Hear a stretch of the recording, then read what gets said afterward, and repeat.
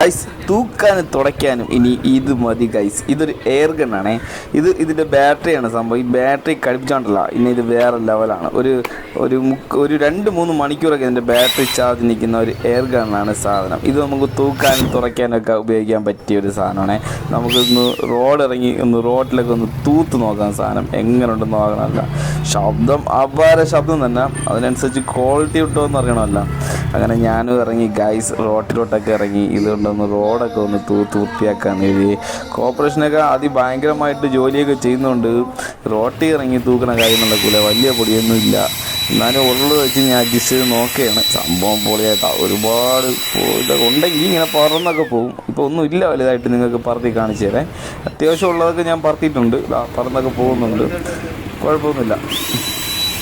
ഞാൻ പറത്തേണ്ട കാര്യങ്ങളൊക്കെ പറത്ത് നോക്കുന്നുണ്ട്. ഒരുപാട് ഇങ്ങനെ ചവറൊക്കെ ഉണ്ടെങ്കിൽ ഇത് ഉപയോഗിച്ചാൽ പറന്നങ്ങ് പോകും. ഇപ്പോൾ ഒന്നും ഇല്ല കേട്ടാ.